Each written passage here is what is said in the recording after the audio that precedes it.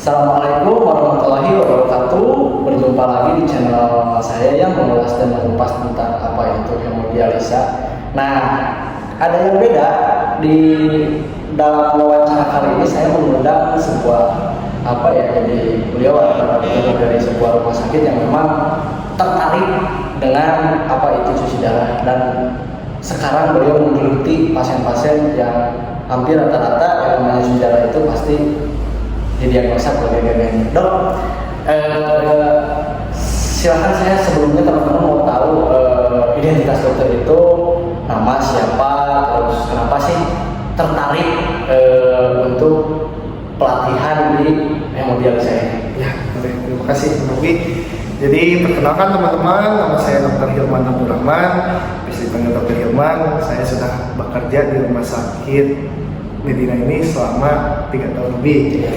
Kebetulan saya ada ketertarikan terkait mengenai bagaimana penanganan di pasien-pasien hemodialisa.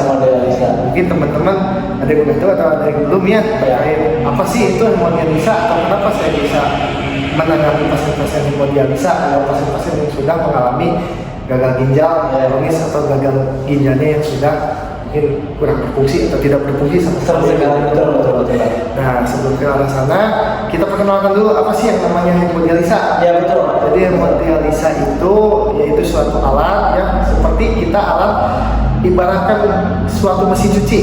Benar. Jadi mesin cuci pada pasien-pasien yang sedang mengalami CKD atau chronic di kidney disease. Ya. Itu artinya sudah mengalami kegagalan ginjal yang sudah kronis atau sudah tidak berfungsi lagi. Ya, betul. Ibaratnya di dalam tubuh manusia itu ginjal itu kita ibaratkan mesin cuci yang tadi saya bilang. Ya, betul. Kalau memang suatu ibarat baju atau pakaian yang kita masukkan ke dalam mesin cuci yang harusnya kita cuci, kita ambil, itu kan harusnya bersih ya Pak ya? Betul. Nah, tapi ini kan menjadi tidak bersih. Kenapa? Karena mesin cucinya tidak jalan. Betul. Sama seperti dalam tubuh manusia, ibaratnya ginjalnya tidak jalan, darah yang harusnya kita cuci ke dalam tubuh manusia itu tidak tercuci, artinya darahnya masih tetap kotor. Nah, itu yang menjadi bahaya ketika darah mengalir dari seluruh tubuh. Nah, alat ini yang kita namakan hemodialisa, jadi sebagai pengganti ginjal. Ya, dok, kan gini ya, selama dokter menangani hemodialisa atau pasien-pasien yang gagal ginjal, cuci darah, keluhan-keluhan apa saja sih yang sering dokter jumpai, yang rata-rata itu saja? Sebenarnya kalau melihat keluhan Ya, tergantung seberapa rutin pasien ini untuk cuci darah. Kalau pasien yang rutin, dia ada 2 minggu sekali rajin ya untuk cuci darah, ya insya Allah sih namanya keluhan itu biasanya jarang ada. Tapi kalau pasiennya kadang nggak rutin, kadang mau cuci darah atau enggak, atau kedua makanan atau minuman nggak teratur. Jadi misalnya pasiennya saya makan apa aja, minum apa aja. berarti gini, kualitas hidup pasien gagal ginjal itu bisa ditentukan sama pola hidupnya juga. Itu sendiri pola hidup dong. Balik lagi, kenapa pasien itu bisa ginjalnya rusak? Karena pola hidup. Misalnya makanan yang kurang mohon maaf ya, misalnya dari minuman bersoda atau minuman berwarna, jarang minum air putih, atau olahraga kurang, asupan nutrisinya kurang, terlalu banyak kolesterol, makanan gula, itu menyebabkan kerusakan. Apalagi saya sangat ironis sekali ketika saya mencoba menjumpai beberapa sekolah-sekolah SD atau SMP itu sekarang mungkin harus kita perlu edukasi ya, untuk jajan supaya tidak sembarangan. Betul. Apalagi belum sarapan. Karena kenapa ya? Yang namanya itu sekolah sudah tidak didampingi oleh orang tua, karena mungkin sekarang gurunya bisa mengingatkan tentang makanan minuman. Makanya sebenarnya harusnya sih ya dari tiap sekolah, tiap pendidikan dimanapun harus ada, harusnya pemerintah memberikan satu orang kesehatan. Untuk apa? Memberikan edukasi minimal seminggu sekali lah bagi anak-anak. Nanti itu bisa masuk dengan peran puskesmas itu sendiri. Justru itu sekolah itu harusnya bekerja sama dengan puskesmas setempat yang berada di lingkup itu. Untuk apa? Ya contohnya seperti imunisasi. Sekolah kan selalu bekerja sama dengan puskesmas. Betul. Nah, harusnya pun sekalian untuk edukasi pun, edukasi makanan minuman orang puskesmas. Sebagian mungkin perlu diingatkan kembali bahwa memang adanya kunjungan untuk imunisasi itu harus dibarengi dengan edukasi pola makan, Iya, pola jajan, supaya tidak sembarangan.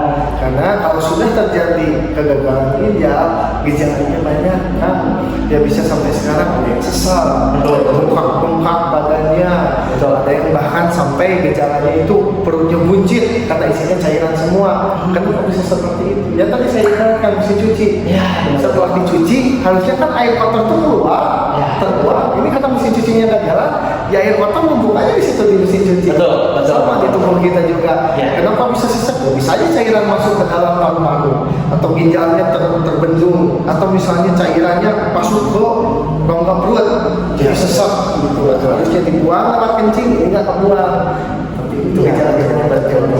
Mungkin karena memang apa ya, jadi sekarang pun kadang gagal ginjal itu tidak tahu menimpa umur berapa, jadi tidak berasumsi bahwa oh ya gagal ginjal itu ya udah tua, ya udah enggak gitu maksudnya. Maka dari itu, apalagi dengan profesi misal ada yang supir, ada yang memang kerja di sebuah pabrik yang ada minus malamnya supaya kita tidak ngantuk, terus didoping dengan minuman suplemen atau apa.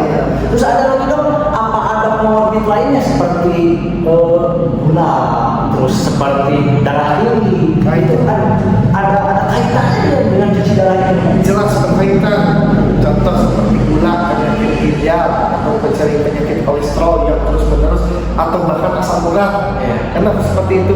Karena kandungan zat-zat kotor ini, asam urat, gula, dia merusak ke dalam ginjal, untuk di ginjal, disaring di ginjal, yang harusnya dibuang. Untuk ibaratnya lah, ada batu di ginjal, itu ada pengganjal. Ginjal kan jadi ibarat kita mesin cuci, tadi balikan lagi, kita masukkan batu, kita masukkan keramik, kan rusak juga mesin ginjalnya. Iya betul. Sekarang hipertensi, kenapa hipertensi darah tinggi bisa menyebabkan gagal ginjal? Karena alirannya yang sedikit. Ibarat hipertensi itu kan cepat aliran itu, pembuluh darah jadi kecil, hampir masuk kontriksi namanya. Akhirnya aliran darah masuk ke ginjalnya terlalu sedikit. Seperti ginjal sekarang masih cuci, ibaratnya baju kotoran, pakaian semua banyak, tapi air yang masuk ke situ sedikit. Jadi yang digiling terus hanya pakaiannya sedikit, lama-lama rusak juga kalau ada airnya kan. Nah, hampir sama seperti ini dok. Yang sangat ironisnya itu kadang pas waktu pengecekan darah itu HB pun berkurang. Jalan. Padahal baru kemarin di transfusi 2-3 lama seminggu sebulan kemudian dicek udah kurang lagi. Maka itulah kadang ada pasien apa yang disuntikan supaya mempertahankan HB itu dok? Eritropoietin, ya itu. Dinamakan eritropoietin itu sebenarnya ginjal itu fungsi ginjal. Selain sebagai sirkulasi, ekskresi, pembuangan zat-zat kotor, ada pembentuk untuk sel-sel darah atau dan penyeimbang elektrolit. Namanya itu eritropoietin itu namanya hormon dari ginjal yang diproduksi di ginjal, yang dia bisa memproduksi sel darah merah harusnya. Tapi karena ginjalnya tidak berfungsi, otomatis hormon eritropoietin ini tidak bisa dikeluarkan. Akhirnya kita harus masuk tuh obat sebelum HB-nya kan rendah nih. Sebelum turun ya kita masukkan dari luar, karena ginjal tidak bisa memproduksi yang kita suntikan itu. Seperti gula lah, insulin. Harusnya tubuh bisa memproduksi insulin, penyakit diabetes, mereka udah nggak bisa produksi insulin, ya kita suntikan insulin dari luar, sama seperti itu. Nah, itu teman-teman tema kali ini. Alhamdulillah ya bisa berjumpa. Terus kebetulan beliau lagi santai, bisa saya ajak untuk berinteraksi berinteraksi apa itu gagal ginjal, supaya teman-teman di sini bisa apa yang dihindari dan apa yang harus dimakan, apalagi tentang pola hidup. Mungkin dalam pertemuan kali ini dok sementara dicukupkan dulu sekian, kedepannya masih banyak lagi ya dok ya. Jangan kabur nanti saya. Tapi ngomong dok ini, dokter sudah pelatihan jauh-jauh mengeluarkan waktu, dia nyesel nggak? Oh jelas enggak. Kenapa saya bisa menangani pasien-pasien yang membutuhkan cuci darah. Mereka kan otomatis yang dibutuhkan untuk mereka apa satu? Yang paling utama motivasi. Nah itu semangat.